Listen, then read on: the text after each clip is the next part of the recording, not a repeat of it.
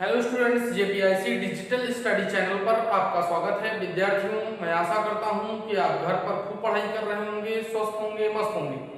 विद्यार्थियों, आज के इस क्लास में हम लोग डिस्कस करने वाले हैं कार्बन के अन्य गुणों के बारे में। जैसा कि आप जानते हैं कि पिछले क्लास में हमने जो पढ़ा था वो सहसंयोजी आबंध के प्रकार के बारे में पढ़ा था और सहसंयोजी आबंध जिन यौगिकों में पाया जाता है उनके क्या क्या गुण होते हैं इसके बारे में पढ़ा था। आज के इस क्लास में हम लोग कार्बन के अन्य गुणों की बात करेंगे। कार्बन के अन्य गुण, जैसा कि आप कार्बन के बारे में बहुत कुछ पढ़ चुके हैं, तो इसमें पहला गुण जो होता है वो श्रृंखलन का गुण पाया जाता है।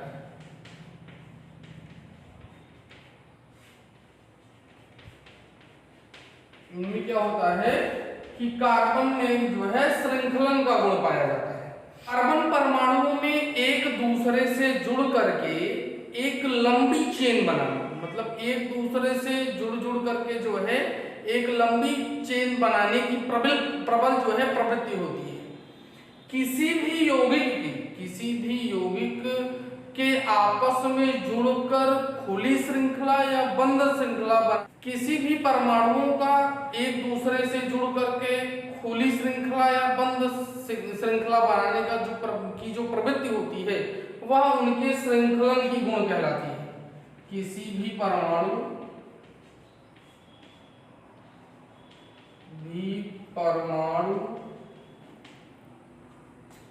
की आपस में जुड़कर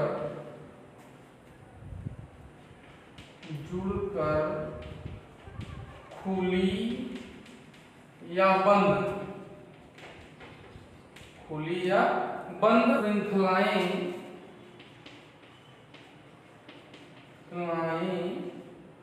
बनाने का गुण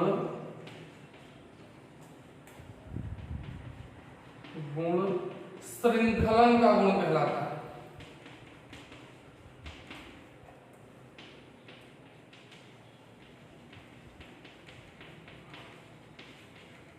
श्रृंखलन का गुण कहलाता है। जैसे कार्बन क्या होता है कि ये अपने ही परमाणु के साथ जुड़ करके जो है एक चेन बनाता है, चाहे वह इस टाइप की हो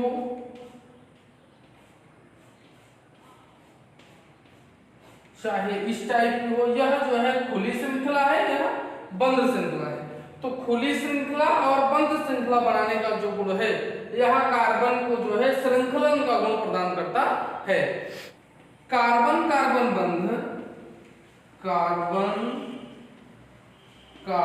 बंध की ऊर्जा उच्च होने के कारण या बंध की प्रबलता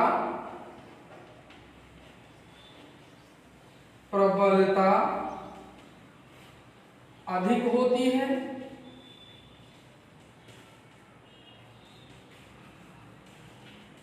बंध की प्रबलता अधिक होती है जो इनके श्रृंखलन के गुण को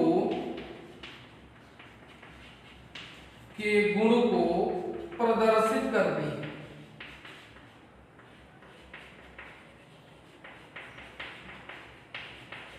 इनमें श्रृंखलन का गुण इसलिए पाया जाता है क्योंकि कार्बन बंध की प्रबलता जो है अधिक होती है और ये एक दूसरे से जुड़ करके खुली या बंद श्रृंखला बनाते हैं। दूसरा जो गुण है वो है चतुर संयोजकता।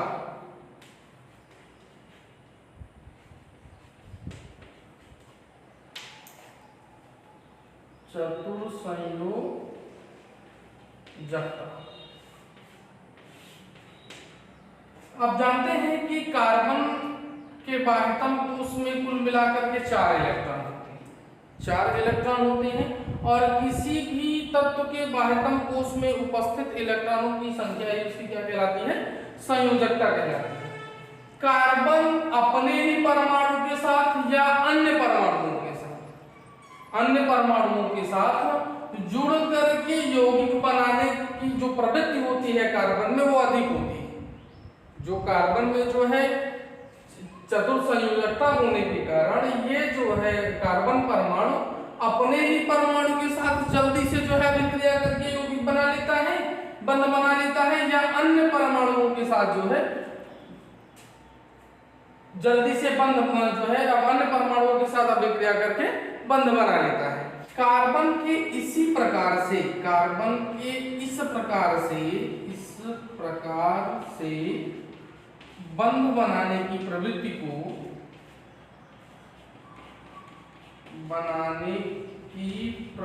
को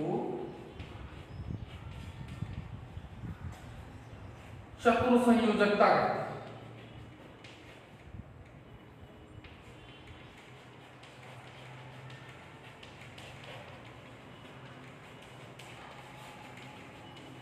चतुर संयोजकता कहते हैं क्योंकि यह जो है इसकी संयोजकता 4 होती है। ये अपने अष्टक को पूरा करने के लिए जो है अपने ही परमाणुओं के साथ या अन्य परमाणुओं के साथ क्या करता है, इलेक्ट्रॉनों का सहभाजन करता है और उनसे बंध बना लेता है। कार्बन बंध के गुण,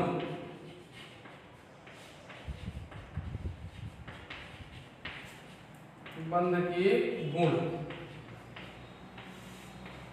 पहला गुण है कि अधिकतर अन्य तत्वों के साथ कार्बन द्वारा बनाया गया बंध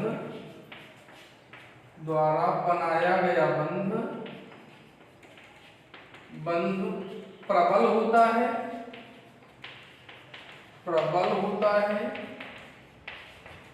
जिसके कारण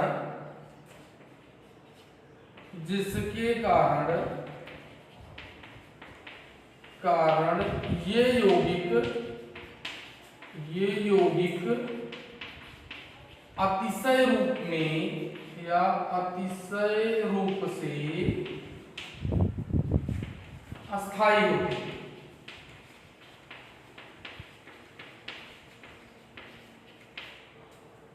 जो अन्य तत्वों के साथ कार्बन बंध बनाता है उनकी बंध की प्रकृति जो है प्रबल होती है, जिसके कारण जो यौगिक बनता है वो क्या होता है, जो है अतिशय रूप से ज्यादातर तत्व क्या होता है, यौगिक अस्थायी होता है। कार्बन जो इनके साथ बंध बनाता है, कार्बन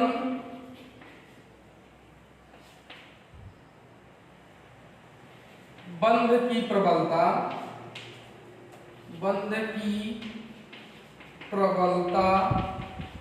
का प्रमुख कारण इसका छोटा आकार भी है।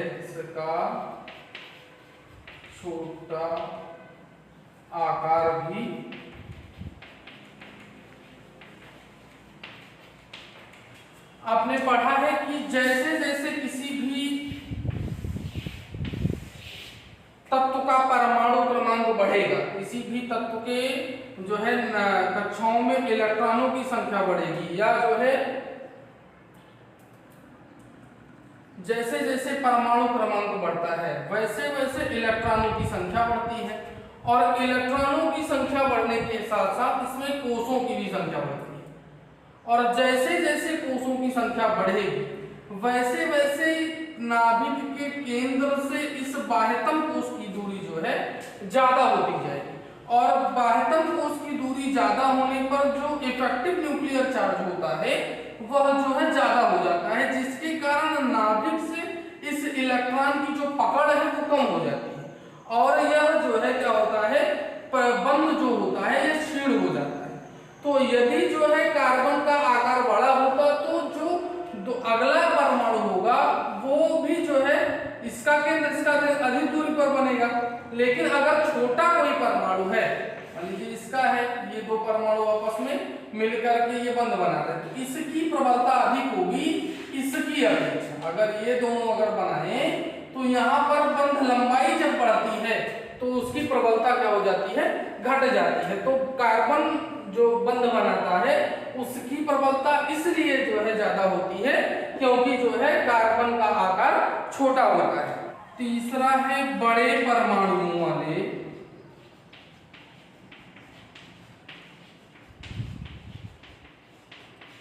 बड़े परमाणुओं वाले यौगिकों तत्वों के बीच बने आबंध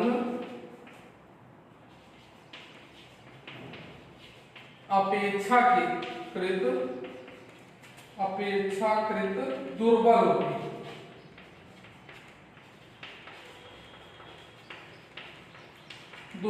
हैं। क्योंकि जो है उनके बीच की उनके दोनों नाभिकों के बीच की जो दूरी होगी वो अधिक होगी, जिससे बॉन्ड लंबाई ज्यादा होती है, और बॉन्ड लंबाई ज्यादा होने पर बंध की प्रबलता क्या हो जाती है? कम हो जाती है। कार्बन द्वारा अधिक संख्या में यौगिक निर्माण होता है।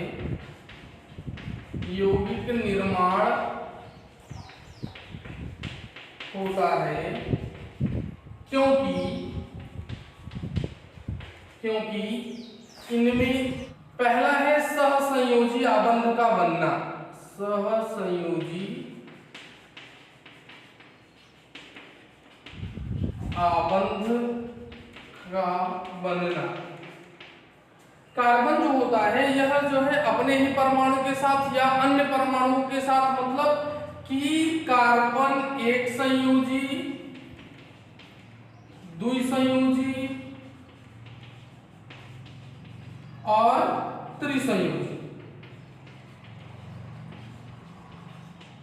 यौगिकों जो तत्वों के साथ अभिक्रिया करके जो है सहसंयोजक बंध बनाता है, जिससे इस यौगिक निर्माण की प्रवृत्ति अधिक। श्रृंखलन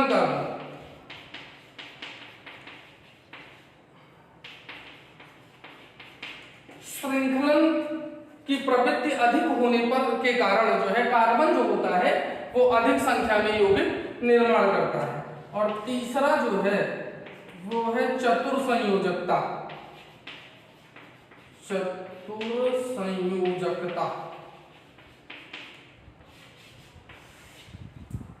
कार्बन की संयोजकता 4 होती है। यह अपने ही परमाणु के साथ या जो है अन्य एक संयोजी परमाणु, द्विसंयोजी परमाणु या त्रिसंयोजी परमाणुओं के साथ जो है इलेक्ट्रॉनों का साझा करता है और जो है उनसे बंध बनाता है, जो कि इसके चतुर्संयोजकता के कारण होता है। अतः यह जो है अधिक संख्या में यौगिक का निर्माण करता है। नेक्स्ट टॉपिक है हमारा हाइड्रोकार्बन।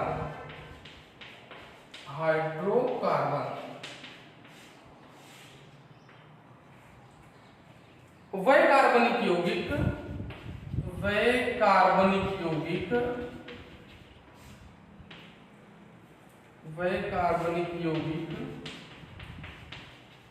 जो केवल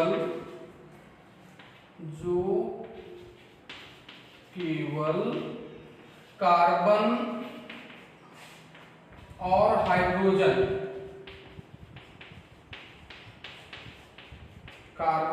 हाइड्रोजन से मिलकर बने होते हैं,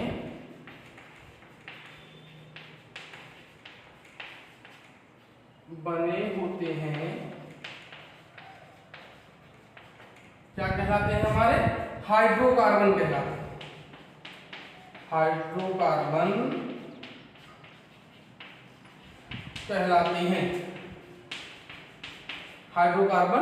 कहलाते हैं। हाइड्रोकार्बन जैसे C2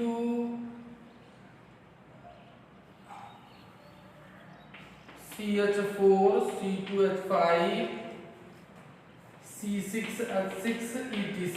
ये हमारे क्या हैं? ये जो है कार्बन हाइड्रोजन से मिलकर के बना है। सिर्फ ये भी कार्बन हाइड्रोजन से, ये भी कार्बन हाइड्रोजन से। हाइड्रोकार्बन मुख्य रूप से 2 प्रकार के होते हैं। पहला है हमारा संतृप्त हाइड्रोकार्बन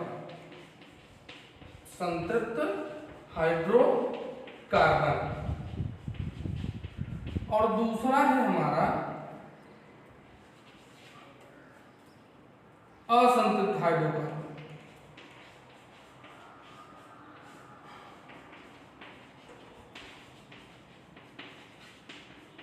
दूसरा है असंतृप्त हाइड्रोकार्बन। इस प्रकार के संतृप्त हाइड्रोकार्बन को हम लोग देखते हैं।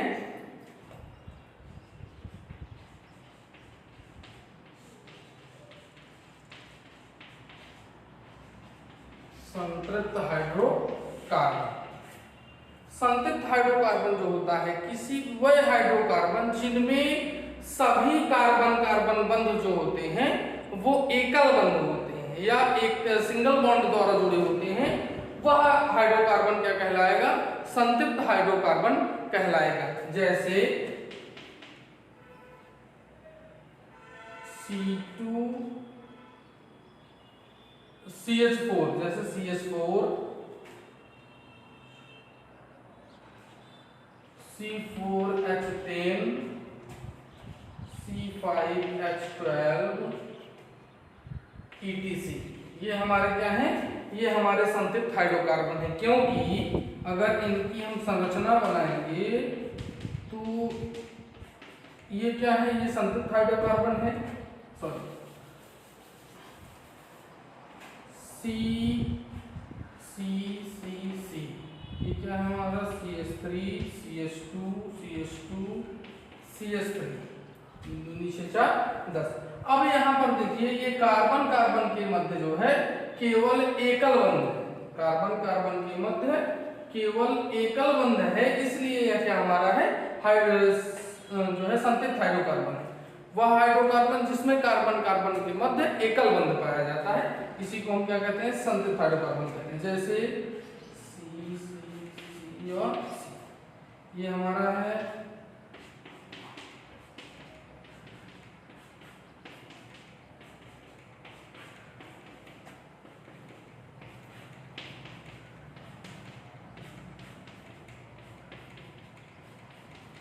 अब यहां पर आप देख सकते हैं कि कार्बन कार्बन के मध्य केवल एकल बंध पाया जा रहा है। जैसे एल्कीन, एल्कीन क्या होता है? ये संतृप्त हाइड्रोकार्बन होता है। इसका सामान्य सूत्र होता है CnH2n+2। क्या होता है? CnH2n+2। वह हाइड्रोकार्बन जो कि CnH2n+2 का पालन करेगा वो क्या होगा? संतृप्त हाइड्रोकार्बन कहलाएगा। दूसरा है हमारा असंतृप्त hydrocarbon. असंतृप्त hydrocarbon,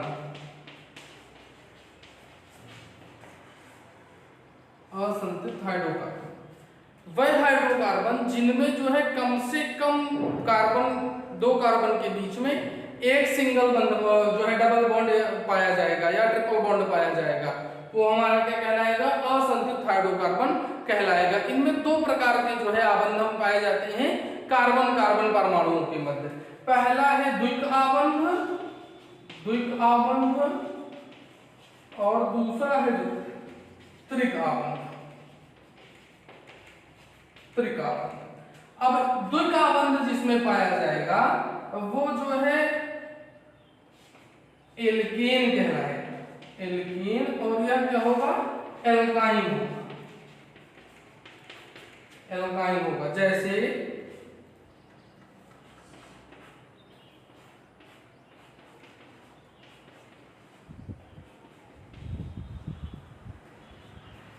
C3H7, C2H5,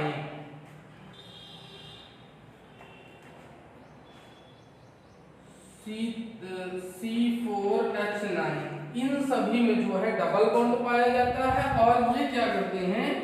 CnH2n+1 का पालन करते हैं, CnH2n+1 का पालन करते हैं, इसलिए ये हमारे क्या कहलाते हैं? एल्कीन, जो है एल्कीन्स कहलाते हैं। एल्कीन तो क्या कहा जाता है? एल्कीन कहा जाता है। और ये